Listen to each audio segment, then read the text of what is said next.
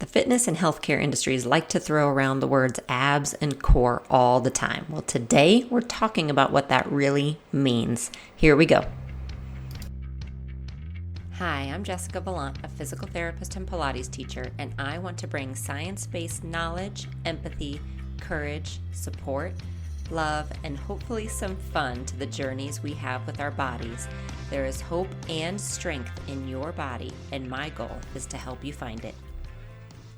Hi, and welcome back to Meet Your Body. I am sitting here on a rainy morning in Denver. We have had so much rain, which is just not like us here. Usually, this is the beginning of June. Usually, we're just into sun and summer, and it has been rainy here. And the kids are home because it is summer break, and they are home with us all summer. My husband and I just tag team and do work when we can. So I expected to be recording this podcast. I honestly don't know, sometime today when I got a little bit of quiet, but everybody was up early. I had an early Zoom client and my husband took the kiddos out to breakfast. So I am sitting here with my coffee, able to talk to you. So I'm so excited about that. And this is an episode, it makes me laugh. So when I started the podcast, my husband actually was like, do you have that much you can talk about for that many episodes and throughout the episodes? And I said, yeah, I do. And this is one episode that definitely falls into that category because I have a lot to say about the topic that we're going to be talking about today, which is your abs and your core. And I know on the surface, it seems like kind of a funny topic maybe to have an entire podcast about, but I have so many thoughts around this topic after being in the industry for as long as I have and seeing all the trends and seeing so many clients affected by these trends when we talk about the abs and the core. I thought we should definitely have an episode today where we set the record straight. So we are going to talk about the facts, meaning anatomy, like what does it even mean when we talk about your abs and your core? So we're going to talk about the facts. We're going to talk about misunderstandings surrounding those areas. And then we'll end with just some really practical tips on how to work those areas, why they're important, and how to stay really positive and encouraged when it comes to those parts of our body. So let's get started. So I am guessing over the past 20 years or so, you have heard those words core and abs more and more and more because they have become very trendy and they are spoken about in all aspects. I hear surgeons talk to their patients about it. I see it on social media. I see it on magazines. I see it all over the place. I have clients come to me, even just this morning, my Zoom client said, I had back surgery and I was just told I had to work my core. The problem is we don't actually really fully understand typically what that means. We're not told by the surgeons or by marketing or anyone what that means. We just have this visual, which is, oh, I need a flat belly. Oh, I need a six pack. That's what we kind of think in our head when we hear those words core, abs, all of those kind of things. We just think, oh, I need to look this certain way. And that is the disservice that those industries have done to us, is by making us think that this idea of core and abs is aesthetic and that it's going to take 100,000 crunches to get there. And this is why I want to talk about this subject so much, because your abdominal muscles, your core, they are important. They're an important piece of us functioning and having full strength and balance in our bodies. But it's not even scratching the surface to tell someone, oh, just do crunches. That's not even a true part of what core strength means to me. So I want to use today to really set the record straight, to empower you so that you can start to take more control and understanding over your own body, over what true core strength means, and how to make it happen for yourself. So let's jump into some common misunderstandings about the core and the abs. So I would say the first misunderstanding in general is that your core and your ab muscles are the same thing, and they are not. All right, so that's the first thing to understand. They are actually not the same thing. Let's talk about your abdominal muscles first. Your abdominal muscles are just that. They are certain muscles that make up your abs, okay? So you have 4 different basic abdominal muscle categories. You have your rectus abdominis. It sits on the front of your body. That's what people think of as the six-pack, which I am putting in air quotes here. I wish you could see me put so many things in air quotes today. But when you think of the six-pack in air quotes, that's your rectus abdominis. All right. It runs down the front. It causes you to do a crunch or to do that spinal flexion movement. Then you have your obliques. You have internal obliques and external obliques. So they are kind of around the front to the sides and they actually attach into your back. You have 2 different layers, internals, externals, and they act more in that twisting motion. So they can act together or they can act unilaterally on one side, but they're going to cause a side bend or a twist, okay? And again, it's typically kind of a forward twisting motion. I wish you could see me right now. I'm doing all of these motions as I tell you what they are. Then you have your transversus abdominis. This is what people kind of consider as the low abs, but truly they act a little bit differently. So if you're doing a low ab crunch, if you've ever seen that, or kind of a low ab lift, you're actually working the lower part of your rectus abdominis. Your transversus abdominis is a very deep abdominal muscle that sits like a belt all the way around the front to the back. It's an anticipatory muscle, meaning it acts and will contract itself automatically when you think about moving something. It acts more as a stabilizing muscle, okay? We use it in PT a lot, but those are the 4 main categories of abdominal muscles. But now let's talk about the core and what that actually is. So your core is your entire center. Think of it like a box, okay? The front of the box tends to be those abdominal muscles we just talked about. But that is just one small part of this box, this core, okay, is your ab muscles in the front. Then you have the back of the box, which is going to be your back muscles. Then we have the top of the box, which is your diaphragm. So breathing tends to be really important. What's your diaphragm doing? What are your ribs doing? That's the top of the box. Bottom of the box is the pelvic floor, which we all have one. How is your pelvic floor acting? What is it doing? Is it acting the way it should as a shock absorber? Is it distributing those forces correctly? And then we have the hips. Very important part of the core actually are your hip muscles, because those hip muscles will attach to your femur, but also back to your pelvis. And I consider the hips kind of the base of that entire box, like it's holding the whole thing up. And then what is inside the box? Your organs. Everything inside of your torso is inside that box, and we cannot discount it when it comes to talking about the core. Okay, so you've got all those organs inside. So your core is actually all of those things. And then how are they acting together? Like I mentioned, are they distributing forces as they should? When you move one arm, does your lower body, do your legs know what to do to balance yourself in order to do that? Are you breathing correctly? Is your thoracic spine moving as it should to take pressure off of your pelvic floor? Are you able to shift your weight from your left leg to your right leg when you walk, or when you're trying to balance, or when you're stepping off a curb? When you're lifting a grocery bag, are you like me in this way? Like you're trying to get every bag out of your trunk because you refuse to make 2 trips. So you have 3 bags on one arm, you've got your backpack on the other, you're holding the hand of a toddler in one, and then you're balancing something else. That's all core strength, okay? That's what your core does. So when we talk about abdominal work and core work, we really can't use them interchangeably. It is 2 different things, and they work in different ways. Yes, they'll work together, but truly the important piece of all of this is that core, and how is it working to help you, again, stay balanced and stay functional. So that's the first thing I want you to understand, is they are not interchangeable. They really tend to be different things, abdominal work and then core work. Abdominal work can be a part of core work, but they really are two different things.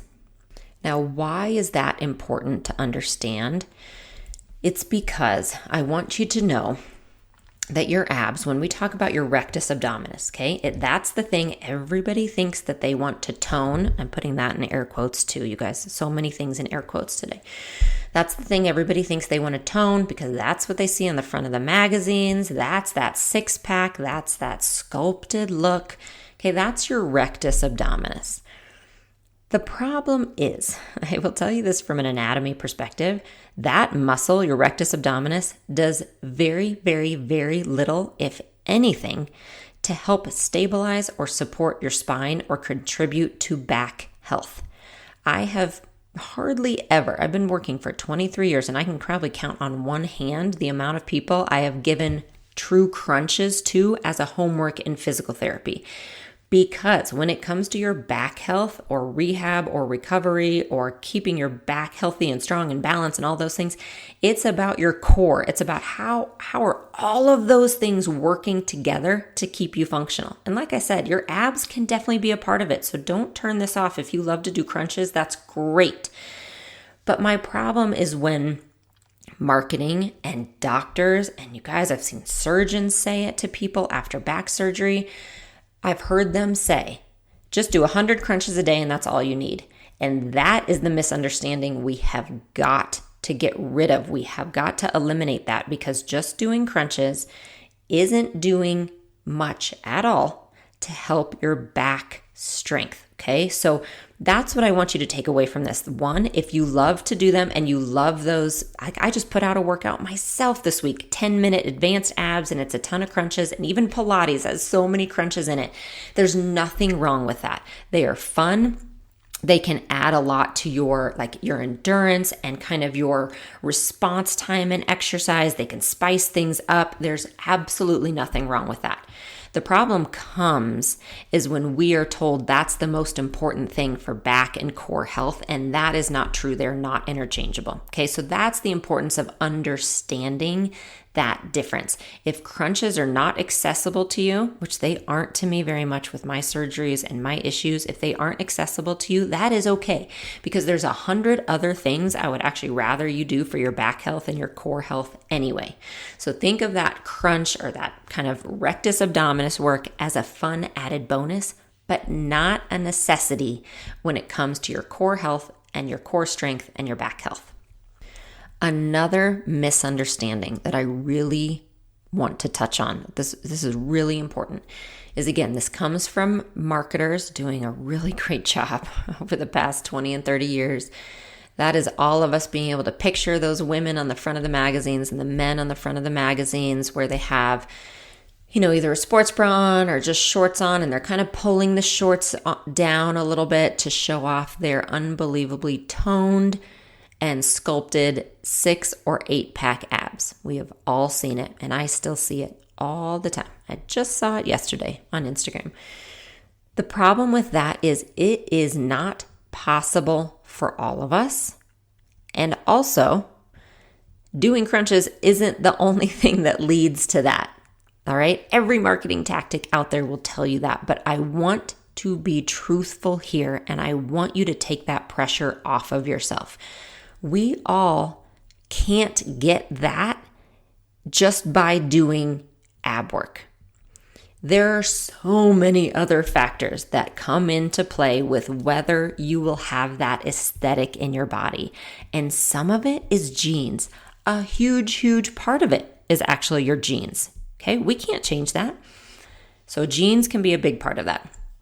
Our age has a big part to do with that. Our age, our past health history, abdominal surgeries, such as C-sections or laparoscopies, pregnancies, stress, hormones, perimenopause, menopause, all of those factors will contribute to that aesthetic. Okay. Also, in combination with that, please know that you can have a strong core and not necessarily have a defined belly or a flat low abs, right? Or a flat low belly. I'm saying that in air quotes too, by the way. Please know that. You can have a really, really, really strong core without having that aesthetic. So it is time that we all let go of that idea of perfection or that idea of perfect aesthetic, okay? Let it go. Because one, it's not necessarily worth the time and the trouble to get there because not all of us can. And it doesn't mean, it's not like the end goal for all of us that means you have a strong core. Not everyone with a flat, low belly has a strong core, and not everyone with a strong core has a flat, low belly. Okay, there's a lot of things that play into that. So that's something I want you to come away with today. Let go of that idea of what is perfection or what should be the ultimate goal. Your ultimate goal should be a strong, functional core. And I just want to add a little personal note to this, okay? I know this myself from experience, and I hear it from so many people all the time. And I know sometimes we can't help it, but we look back and say, but I used to look like that. But I used to have that. But that used to be the case. And so we think we should be able to get back to it. And I think finally, like I've always said the right words to people, but somehow I haven't always held the same standard for myself. Maybe you can relate a little bit that I think, if I just work harder, or find that magic thing, that one piece of the puzzle that I'm missing, then I'll get back to that, whatever it is. And in this case, we'll say flat, low belly. It is, for me, again, I'm going to say personally, I will not get back to that ever again. And I'm accepting that now. After my 2 babies, I don't think I really got back to it, but maybe a little bit if I look back at pictures. But then 3 abdominal surgeries. Now into perimenopause, I'm 45 years old. Like, there are days that maybe it's a little flatter than others. And there are days I wake up and it is bloated as can be. And I am so over using that as a guide for how healthy I am. I am so over it. I'm so over the comparison that I make to myself when I was 23 years old. It makes no sense. I'm 45. The life experience I've had, we are meant to change. We are absolutely meant to change as people and as bodies. Our bodies change as we age. So I'll just say this from personal experience. It's not a fun place to live to think, I need to get back to that because it's not realistic. And I know I'm stronger now than I ever was back then. So using that one small thing as a guide, again, makes no sense whatsoever. I wouldn't say it to another person, so I'm done saying it to myself. And you should be done saying it to yourself as well. The final misunderstanding I want to touch on is this idea that it is an even playing field. And what I mean by that is, again, those marketing tactics, everything we see, we think it applies to all of us, right? We look at someone else and say, well, they did it. Well, I should be able to do it too. Or we look around in a class that we're taking and other people can do these moves. So we think, well, I have to be able to do those too. I can say, again, from experience, all I can tell you is my personal experience. I cannot do intense crunches for too long a period. And I will even give you an example of that workout that I taught this week. So I taught a new 10-minute advanced ab workout. It was fun. I really liked to do it. It pushes me. And the next day, my endometriosis was so flared up. And I even knew it was probably coming, but I did it anyway because I can. Physically, I can push myself and make myself do it. And then my endo flared the next day. My endo, I just have to accept, and most of the time I do, that it limits me in certain movements like crunches, like just compressing my organs in that way and making my abs work. I have enough scar tissue that it does flare me up a little bit. You may or may not be the same, whether it's endo or again, whether it's a C-section or a hernia repair or an active hernia you're trying to manage, whatever it is, that is something about your body to respect, okay? We do these things. We move through life as a partner with our bodies, okay? So just because someone else is doing it doesn't mean you can or that you should. And I say that actually as an encouragement so that maybe you can finally let go of that pressure that you have to do crunches or you have to be able to do a plank. I think planks are another one I know that just aren't accessible to everyone. And I'm here to tell you there are 1,000 different things we can do to work your core.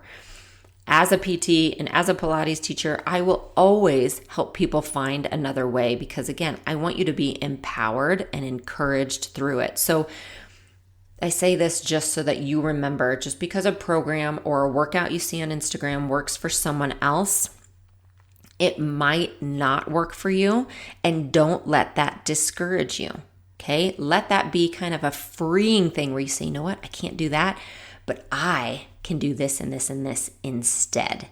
And that's what we're going to talk about next. So we are going to talk about 9 different things that you can do to work your core. Okay, so these are things you can start to incorporate, or different ways to think about working your core and those abdominal muscles. So the first thing is, yes, working those abs, doing the crunches, doing the bicycles, doing the twists, doing even that traditional Pilates work, because a lot of the traditional Pilates mat work includes that crunch position. You absolutely can do that. So I do want to say that right off the bat, because there is nothing wrong with them. Okay, I'm going to point that out again. There's absolutely nothing wrong with it. And there can be some benefit to doing it, absolutely. But I just want to make sure that you kind of think of it as an added piece to your core work. It's one part of the puzzle. It's definitely not the only thing that you should be doing. And the flip side of that is, if they aren't accessible to you, let it go and move on to number 2. But you can definitely work those abdominal muscles, work your obliques, work your rectus as a part of a great abdominal and core program. But now we're going to talk about the 8 other things that we should be including in addition to that, or instead of that, if that's not accessible to us. First thing, balance exercises, okay? And whatever way that works and looks like to you. So standing balance, balance on all fours, all different ways to work your balance. That's a really, really important piece of your core. Actually, again, when you kind of look back and think of what I talked about at the beginning, how all those signals kind of move through our center. Like when you go to balance on one leg, it's so much more than just being able to stand on one leg. It's how all of those muscles and tendons and receptors, they move up through our core, and then they work with the hip muscles. And then, believe it or not, they're going to work with the muscles on the opposite side. Your opposite obliques come into play now, and even all the way up the system. And if you're holding a bag in one arm while you're trying to balance on the other leg, then you've got the arm involved. So balance is a really big piece, actually, of working your core. So adding balance exercises into your day is a really helpful thing to do. The next is unilateral exercises. This is one of my absolute favorite ways to work the core, and this is how I add it into many of my clients' programs. By unilateral work, I mean doing things on one leg or with one arm. So a simple example is if you're doing bicep curls standing with both arms, instead do it with one arm and see what happens. That's a really kind of simplified way to do it, is just do bicep curls on one arm and then switch to the other arm.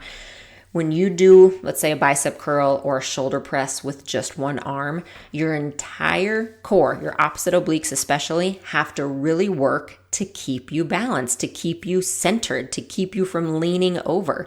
Same thing if you're working just one leg. So one of my absolute favorite ways to start working the core is doing things unilaterally. So if you're used to doing arm work with both arms, switch it up one day and do one arm and then the other arm. So unilateral work is a great way to work the core. Another way I like to work the core is to get my clients on all fours. So in a quadruped position on all fours, you're going to automatically start to work your abs there. That is how I started working my abs after all of my surgeries. It was kind of the place that I started from. Sometimes you can just hold an all fours position. Sometimes you can do a spinal balance, like where you lift one arm and the opposite leg.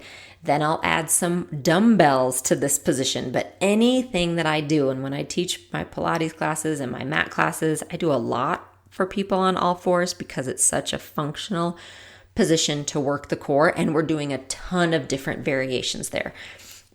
And then an extra benefit to working on all fours is that is what can lead to plank work. So yes, I do think planks can be really functional. I think they can be a great way to work the core. If they're not accessible to you, start on all fours because it's kind of that precursor to a plank position. All right, my next recommendation for working the core is lifting weights. You guys know I will talk about it all day. I've talked about it before. We all need to be lifting weights a couple times a week, and it is a great way to get core work in, especially, like I said, if you're kind of doing some unilateral work sometimes, or if you're doing we should always be doing pushing motions, pulling motions. That means like rows, pushing, chest press, all of that is going to help work your core, because think about your core as having to balance forces. You're trying to really keep yourself in that symmetrical place so you're not falling over when you lift the weights. So if you're doing it on one side, it makes it harder. It's going to make your core work more. But anything that you are doing when you're lifting weights is going to work your core, and it's going to be more core work if you are standing. So when I have someone that I'm helping to rehab or talking through starting from a kind of more of a baseline place, we might do things sitting or with machines because they are guiding you more. It's actually less core work because it's guiding the position, and especially if you're sitting on a bench or something, it's supporting you. So then you would go maybe to a sitting position without any support. Then you go up to a standing position. That's how you actually get more core work. So if you need to, you can start sitting or with machines or, with some support. And then for more core work, you would move up to a standing position with those weights. Another thing that you can work that can help contribute to your core strength is your hip mobility. The tighter your hips are, the more that's actually going to contribute to your core, all those muscles we talked about, pelvic floor into transversus, everything, your back muscles. If your hips are really tight, it actually is going to limit those muscles' abilities to work correctly and distribute forces the way they should. So hip mobility is a really important piece to your core strength. And then partner with that is thoracic mobility. Your thoracic spine is your mid-spine. The tighter that is, the more downward pressure you have into your diaphragm, into your organs, onto your pelvic floor. Again, it's going to limit your body's ability to work correctly through that whole entire core and kind of center system. So hip mobility work and then also thoracic mobility work are two really important things to help keep your core strong and working the way it should. And then number 8, I just touched on, is your pelvic floor. So just kind of making sure that that's working the way it should, making sure it's healthy. If you don't have any pelvic floor problems or dysfunction, it's probably not something you need to think about front of brain necessarily. But for those of us with pelvic floor dysfunction, if you have any kind of incontinence or leaking or pain or prolapse, if you're recently gave birth, had a hysterectomy, any of those things, make sure that you are doing a little bit of work with your pelvic floor, because pelvic floor dysfunction itself will definitely contribute to you having problems with that core working the way it should as well. So it's just something to keep in mind, that you want to make sure you're keeping your pelvic floor healthy, strong, and working the way it should. And then my final recommendation on ways to work your core might not surprise you. It's Pilates. Pilates is a great way, and I do have a lot of things to say about this simply because, again, Pilates is kind of known now, and I don't know if it's the marketing world. Joseph Pilates definitely never marketed Pilates this way. But for whatever reason, Pilates is kind of known as a way to work your abs. Oh, you want to get strong abs? Do Pilates. You want a strong core? Do Pilates. Yes, but there's more to it than that. Pilates as a system, if you are doing it regularly, incorporating it regularly, or working with a good teacher, if you're doing Pilates regularly, it is working your body in such a way that it helps create space especially in that core area. That's how I think about Pilates. It is helping me with my posture. It's helping me with my thoracic mobility. It's helping me stay strong through my entire system, back body and front of body. So it's balancing everything, creating that space, taking pressure off my pelvic floor, which then does contribute to a stronger core. So it's kind of going back to that idea of don't just do the crunches, don't just do that part of Pilates. If you're using Pilates as an entire system and a regular part of your workout, then absolutely it can help contribute to that idea of having a stronger core in general. So I told you I had a lot to say about the core and the abs. We've talked for 30 minutes about them, but I really hope that helped explain why they're important, explain the difference, and as always, give you some power back over your body and the choices that you can make that are best for you. I'm going to link some of my favorite core workouts below. So there'll be some gentle, there'll be some balance workouts, some things that you can do below. I also have a healthy back calendar in my unlimited program. So if you're a member, or sign up if you want to be a member, but it's a 4-week workout program using various videos that I have to help have a healthy or strong back. And that can show you many different workouts to contribute to that. And then also make sure that you're on my email list, because we are going to be having a core challenge within Unlimited in the fall. And what I mean by that is we're going to take a month to really focus on what core strength is and what workouts we can use consistently to help build that core strength. So if you're on my email list, you'll hear all the details, and I'll have that link below as well. As always, thank you so much for being here.